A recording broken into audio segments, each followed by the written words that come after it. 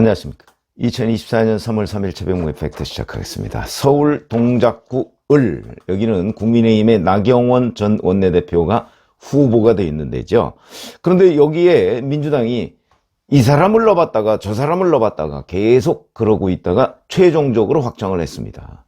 왜 그럴까? 뭐 이런 것들이 이제 궁금해지는 대목인데, 뭐 아시다시피 여기는 원래 현역 의원이 이수진 의원이었습니다. 철험의 소속이었죠. 민주당 내의 강경파. 그럼에도 불구하고 이재명 대표가 이 철험회의 이수진 의원을 이 동작을에서 뺀 이유, 그 다음에 추미애 전 법무부 장관과 전현희 전 국민권익위원장을 넣고 여론조사를 돌렸는데 두 사람이 모두 여기에서 또 빠졌습니다.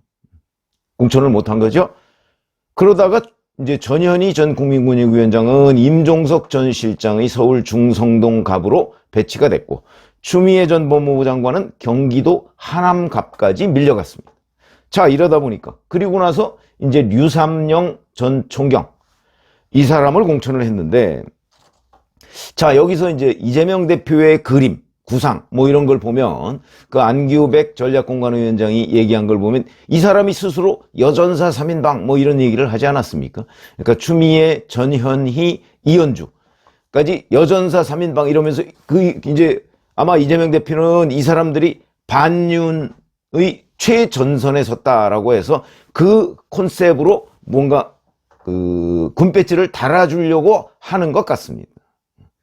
그런데 자, 그래서 이제 추미애, 전현희 뭐 이런 사람을 넣어서 여기저기 여론조사를 했는데 다 동작을 비껴갔다. 그런데 최근에 나온 여론조사 결과들을 보니까 아, 그럴 만한 이유가 있었구나.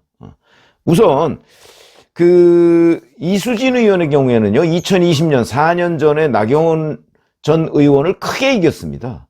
여기에서 52.2%를 얻어서 45%를 얻은 나경원 전 의원을 7.2%포인트 차이로 눌렀는데, 그런데 이제 4년간의 의정활동 결과가 아마 국민들한테, 여기 이제 동작을 유권자들이죠. 유권자들한테 별로 좋은 평가를 받지 못한 것으로 보인다. 거기다가 이제 최근에 서울 지역에서 국민의힘의 선전이 눈에 띄죠. 물론 이게 뭐 동작을 지역에 직접적으로 영향을 미쳤다고 보기는 어렵지만 서울 지역에 지금 민주당의 공천 대란이나 뭐 이런 걸 토대로 해서 워낙 민주당을 국민의힘이 앞서가기 때문에 아마 일부 그런 영향들이 있을 겁니다. 동작을도 과거 선례로 보면 민주당 후보가 당선된 적도 있고 그 다음에 국민의힘 후보가 당선된 적도 있고 뭐 이렇기 때문에 이 지역이 원사이드하게 어느 쪽이 유리하다 이렇게 얘기할 수 없는 곳이거든요. 그렇기 때문에 여론조사라는 것이 굉장히 중요하게 되죠. 근데 2월 17일부터 19일까지 한국리서치라는 데서 한 여론조사를 보니까 이건 물론 100% 무선 전화 면접입니다. 여기에 보니까 이수진 의원이 37%, 나경원이 41%입니다.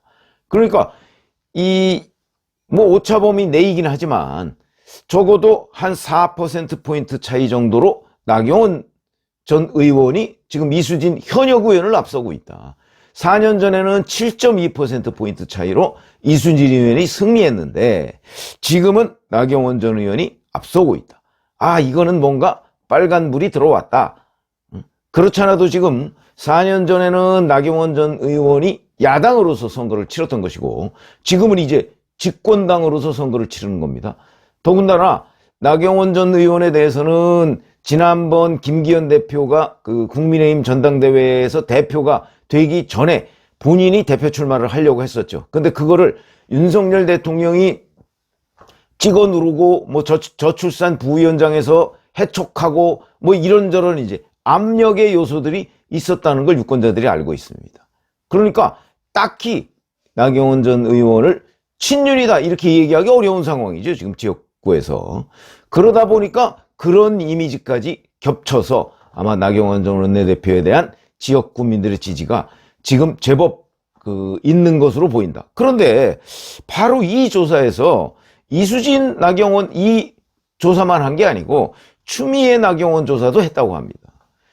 근데 추미애가 33, 나경원이 44, 11%포인트 차이. 이거는 오차범위 바뀝니다. 자, 이러다 보니까 추미애로는 안 되겠다. 근데 여기에 전현희 전 위원장을 넣어서 조사한 거는 아직 공개된 적이 없습니다. 그런데 전현희 전 위원장을 임종석 전 실장이 뛰고 있는 서울 중성동갑은 동작을에 비해서 훨씬 더 민주당이 유리한 지역이죠. 그렇기 때문에 차라리 그쪽으로 빼자, 뭐 이렇게 된 것으로 보입니다. 그러니까 이제 결국 전현희는 그쪽으로 뺐고, 이수진, 추미애는 나경원 전 의원의 대항마로는 부족하다. 그러면 이제 제3자 누군가를 또 해야 될 텐데, 그걸 찾다가 차라리 영입인재인 유사명 전 총경을 하자, 아마 이렇게 된 것으로 보입니다. 물론 유사명 전 총경을 넣고서 나경원 전 의원과 또 뭐 그 내부적으로 여론조사를 돌려봤는지는 모르겠으나, 유삼영 전 총경은 잘 아시다시피 저쪽 부산, 울산, 경남에서 주로 이제 경찰 생활을 하고요. 그리고 경찰서장을 했는데, 윤석열 정부의 행정안전부 경찰국 신설에 반대하는 총경회의를 주도했다가 징계를 받고 사직을 하고 그 이후에 민주당에 입당한 사람입니다. 그러다 보니까 이 사람을 이제 갑자기 서울 동작을에 나경원의 대항마로 했는데, 제가 보기엔 뭐 별로 그렇게 효과적인 카드일까? 살짝 의문이 되는 그런 사람이죠. 뭐 연고가 우선 전혀 없을 뿐더러, 뭐 서울이 연고가 그렇게 중요한 곳은 아닙니다만 전혀 없을 뿐더러 정치 신인입니다. 이 사람이 고물급인 나경원 전 의원에 맞서서 서울 동작을에서 과연 이길 수 있을까? 뭐 이런 부분이 의문이죠. 그러나 이거는 이제 앞으로 뭐 여론조사나 이런 걸 해보면, 추미애 전 장관도 33%를 나왔다 그러면 아마 유사명 총경은 뭐 33% 그 정도는 충분히 나올 것이고, 다만 이제 거기에 중도 확장성이 얼마나 있느냐, 뭐 이런 부분이 이제 관건이 되는데, 여기에 중요한 변수가 바로 현재의 이수진 의원입니다. 민주당 탈당해 있죠? 그런데 며칠 전까지만 해도 민주당 의원이었고 민주당 강경파들의 지지를 받고 있던 철험의 소속이었습니다. 자, 그렇다면 이수진 의원이 지금 본인의 뭐 무소속 출마나 아니면 제3지대 출마 뭐 이런 것들을 얘기를 안 하고 있습니다. 아니면 자기 승복하겠다, 이것도 또 안 하고 있습니다. 승복을 안 하는 것 같은 여러 가지 발언들을 했기 때문에 이제 탈당한 자체가 바로 그런 의미죠. 그러면 이수진 의원이 여기서 출마를 할 가능성도 배제할 수가 없는 거죠. 만약에 이수진 의원이 여기서 출마를 강행한다고 한다면 이 구도는 나경원 전 의원한테 더 유리해지는 구도다, 이렇게 볼 수가 있는 거죠. 과거에 이 지역에서 뭐 정몽준 전 대표, 정동영 전 의장 뭐 이런 사람들도 당선이 된 적이 있습니다. 이 지역은 되게 약간은 거물급 선호 현상이 있는 거죠. 근데 지난번에는 뭐 코로나 지원금 문제 뭐 이런저런 것들 때문에 아마 나경원 전 의원이 7.2%포인트면 크게 진 거죠. 그런데 이번은 집권당 후보로서 지금 뛰어드는 거기 때문에 아마 비교적 구도상으로는 유리한 국면이 있을 것이다, 이렇게 볼 수밖에 없고요. 자, 이게 이제 동작을인데, 동작갑도 이런 훈풍이 좀 분다고 하는 평가가 많습니다. 그게 왜 그러냐면 여기도 상황이 비슷합니다.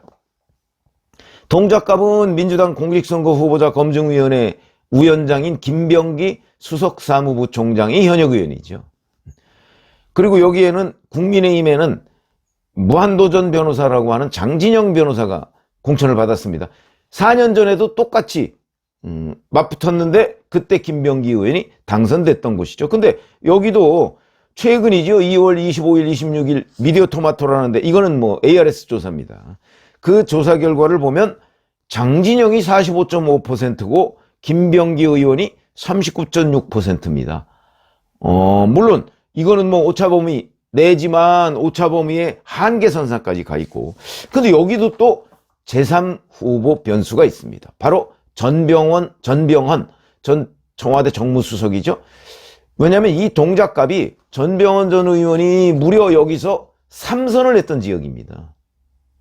그러다 보니까 상당한 지지 기반이 있는 것으로 보이는데, 여기에 김병기 수석사무부총장을 공천하니까 전병헌 전 의원이 탈당을 했거든요. 아마도 전병헌 전 의원의 경우에 여기서 출마할 가능성이 대단히 높습니다. 그러면 이 사람도 민주당 표를 잠식하게 돼 있다.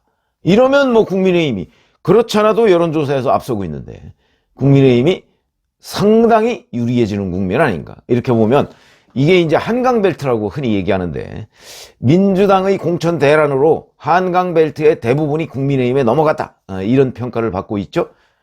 동작을 뿐만 아니고 동작갑도 지금 그런 국면에 처해 있다. 물론 이제 이번 주에 본격적으로 이제 공천 국면이 마무리되고 선거 국면으로 들어가면 양쪽의 지지자들의 응집력이 이제 높아지면서 아마 지지율은 조금 이렇게 붙을 겁니다.